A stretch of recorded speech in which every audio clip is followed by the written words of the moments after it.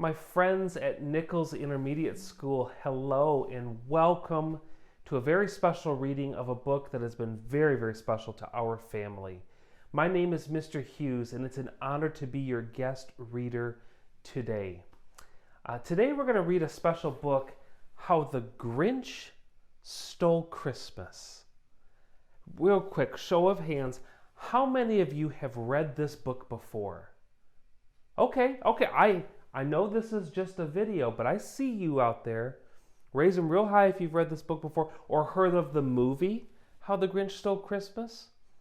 Well, I'm going to read this to you as I read it to our kids today, and we're going to have a good time. Is that all right? Okay, join me as we read this book. And now I want to get into a little of the Christmas spirit, if you know what I mean. All right. I've got my reading cap on. Let's go.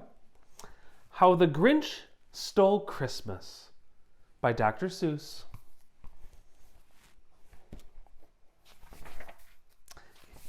How the Grinch Stole Christmas is one of our very favorite books around here. Every Who down in Whoville liked Christmas a lot. But the Grinch who lived just north of Whoville did not. The Grinch disliked Christmas the whole Christmas season.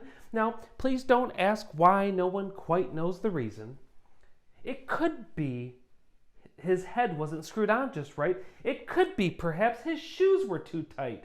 But I think the most likely reason of all may have been that his heart was 2 sizes too small. But whatever the reason, his heart or his shoes, he stood there on Christmas Eve disliking the Whos, staring down from his cave with a sour, grinchy frown at the warm lighted windows below in their town, for he knew every Who down in Whoville beneath was now busy hanging the mistletoe wreath. And they're hanging their stockings, he snarled with a sneer. Tomorrow is Christmas. It's practically here. Then he growled with his Grinch fingers nervously drumming, I must find a way to stop Christmas from coming. For tomorrow, he knew, all the Who girls and boys would wake bright and early, and they'd rush for their toys, and then, the noise. And there's one thing he disliked so much, it was all the noise.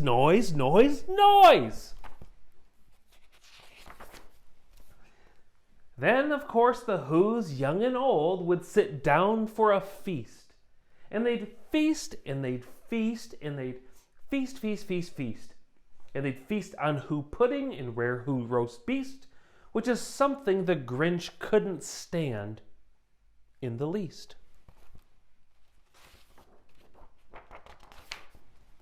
And then, oh boy, then they do something he liked least of all. Every Who down in Whoville, the tall and the small, would stand close together with Christmas bells ringing, and they'd stand hand in hand, and those Whos started singing. They'd sing, and they'd sing, and they'd sing. And the more the Grinch thought of this whole Who Christmas sing, the more the Grinch thought, I must stop this whole thing. Why, for 53 years I've put up with it now. I must stop Christmas from coming. But how? And then he got an idea. The Grinch got an awful idea. A wonderful, awful idea. I know just what to do, the Grinch laughed with his throat, and he made a quick Santa Claus hat and a coat. Santa Claus hat? And then he chuckled and clucked. What a great Grinchy trick! With this coat and this hat, I look just like Saint Nick. And all I need is a reindeer, the Grinch looked around. But since reindeer are scarce and there's none to be found, Did that stop the old Grinch? Well, no, the Grinch simply said, if I can't find a reindeer, I'll make one instead. So he called his dog Max. Then he took some red thread and tied a big horn on the top of his head. And then he loaded some bags with some old empty sacks on a ramshackle sleigh, and he hitched up old Max. Then the Grinch said, "Giddy up." And the sleigh started down toward the homes where the Whos lay a snooze in their town. All the windows were dark, quiet snow filled the air. All the Whos were now dreaming sweet dreams without care. And when he came to the first little house on the square, "This is stop number 1, the old Grinchy Claus hissed. And he climbed onto the roof, empty bags in his fist. Then he slid down the chimney, a rather tight pinch. But if Santa could do it, well then so could the Grinch. He got stuck only once, for a moment or two. Then he stuck his head out of the fireplace flue, where the little Who's stockings all hung in a row. "Oh, these stockings," he said, "are the first things to go." Then he slithered and slunk, with a smile most unpleasant. Around the whole room he took every present. Pop guns, bicycles, roller skates, drums, checkerboard, tricycles, popcorn, and plums. He stuffed them in his bags. Then the Grinch very nimbly stuffed all the bags, one by one, up the chimbley. Then he slunk to the icebox.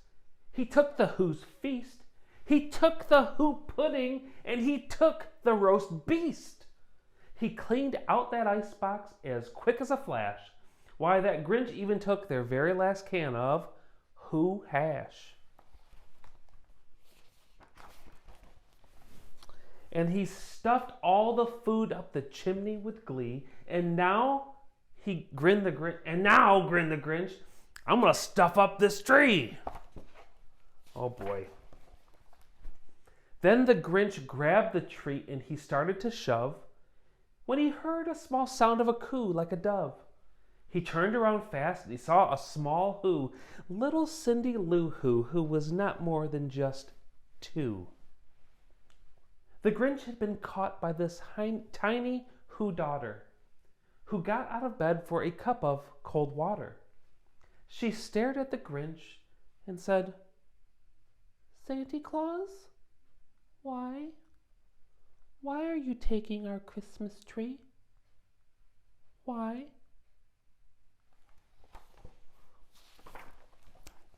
But you know, that old Grinch was so smart and so slick, he thought up a lie. And he thought it up quick. "Why, my sweet little tot," the fake Santa Claus lied. "There's a light on this tree that won't light on one side. So I'm taking it back to my workshop, my dear. I'll fix it up there and I'll bring it back here." Do you believe the Grinch? I don't. Well, his fib fooled the child, and he patted her head and got her a drink of cold water, then sent her to bed. And when Cindy Lou Who went to bed with her cup, he went to the chimney and stuffed the tree up.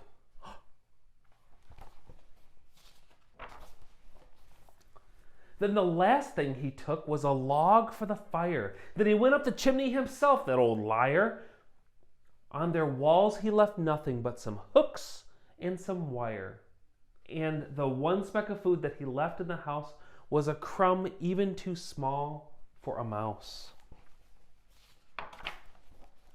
And then he did the same thing to all the other Who houses, leaving crumbs much too small for other Who's mouses. It was 15:15 dawn, all the Who's still a snooze, all the Who's still a snooze when he packed up his red sled. Packed it up with their presents, the ribbons, the wrappings, the tags, the tinsels, the trimmings, the trappings. 3,000 feet up to the side of Mount Crumpet. He rode up with his load to the tip-top to dump it. Pooh-pooh to the Who's, he was grinchiously humming. They're finding out now that no Christmas is coming. They're just waking up. I know just what they'll do. With their mouths will hang open in a minute or two, and the Who's down in Whoville will all cry, boo, hoo, hoo. He was not nice. And that's a noise, grinned the Grinch, that I simply must hear.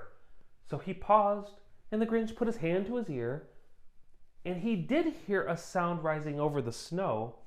It started in low and started to grow. What do you think he heard? But the sound wasn't sad. Why, this sound sounded merry. It couldn't be so, but it was very merry. Oh, he stared down at Whoville. The Grinch popped his eyes. Then he shook, and what he saw was a shocking surprise. Every Who down in Whoville, the tall and the small, was singing without any presents at all. He hadn't stopped Christmas from coming. It came. Somehow or other, it came just the same.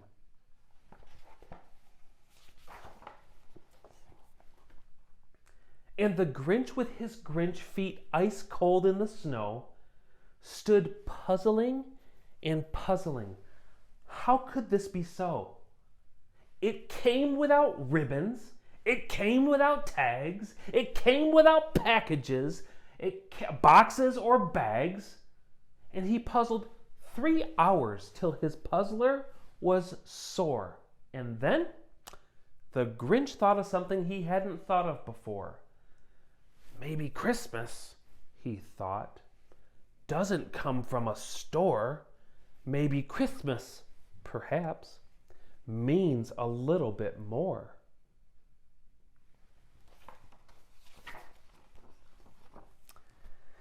Well, and what happened then?